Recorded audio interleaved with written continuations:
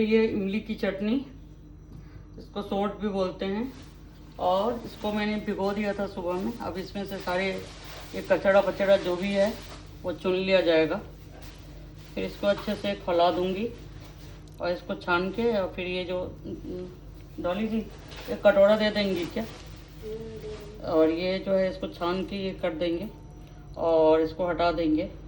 फिर इसमें गुठली नहीं है, ये मैं चेन्नई से लाई थी। और इसके बाद इसमें थोड़ा डालेंगे चिली फ्लेक्स और ये डालेंगे नमक, और इसको ज़रा रख दीजिए। उसमें थोड़ा पानी डाल दीजिए इस वाले में, आरओ का पानी। हाँ आरओ का पानी। तो ये कर देंगे और इसमें जो भी है कचरा फचरा सब हटा देंगे और थोड़ा हल्दी भी डालेंगे और पचफोरन और ये मिर्ची का फ़ौरन डाल के पहले इसको कढ़ाई में चटका लेंगे।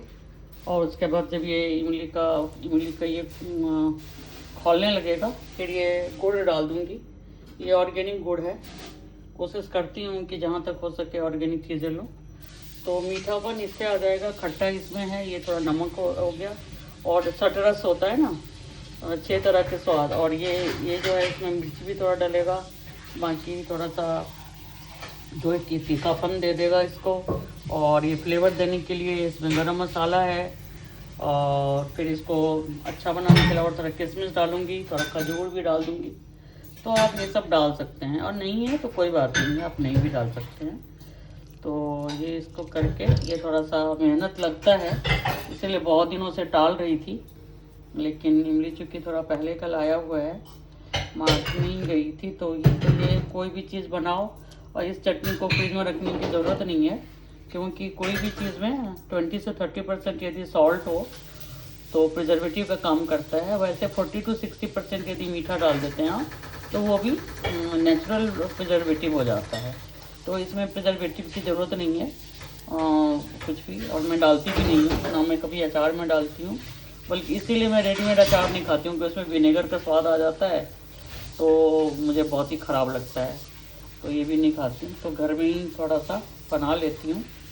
और अभी इसको बनाएंगे, थोड़ा मेहनत तो लगेगा लेकिन कोई बात नहीं है, एक दिन बन जाएगा तो 2-3 महीने तक चलता रहता है, तो कोई दिक्कत नहीं है।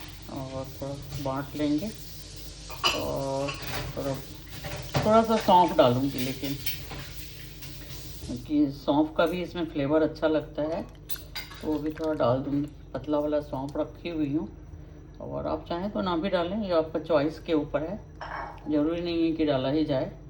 तो ये देख रहे हैं आप, इस तरह से एक बार और धो लेंगे तो इसमें से जो भी पल्प निकलना है वो निकल जाएगा। फिर ये बेकार वाली जो है चीज़ें हट जाएगा। और रोज़ के प्लांट लगाई हूँ तो उसको थोड़ा सा खट्टा वाले चीज़ें डालना होता है, तो वो उसको उसमें फाइनली डाल दूँगी, जो उसमें खाद का भी काम, मल्चिंग का भी काम करेगा।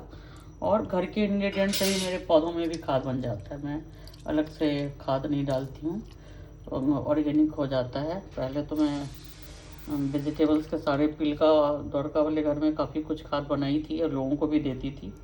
मेरे एक मिर्ची के प्लांट में से 2.5 किलो मिर्ची एक बार में निकलता था।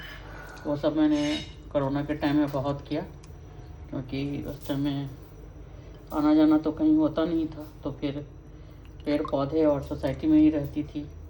फिर वॉक के लिए जाती थी तो किनारे विनारे इधर उधर से जो फाइकस प्लांट्स निकल जाते हैं, बड़ पीपल पाकड़ वो सबको लगा करके और उसको लगा देती थी। और फिर पानी वानी कैसे रेनी सीजन में 3-4 महीने मैंने उसके ऊपर बहुत काम किया और बहुत प्लांट लगाए अनगिनत।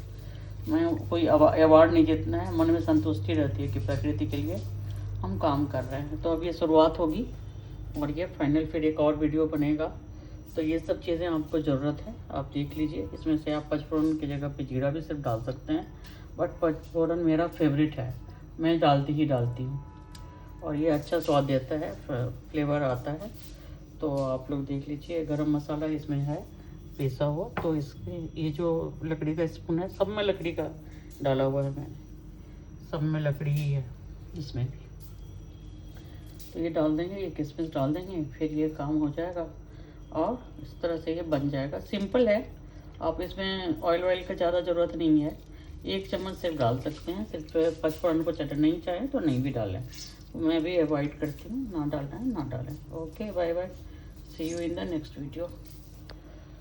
तो चटनी बनाइए और फिर कैसा लगा ज़रूर बताइए। Bye bye.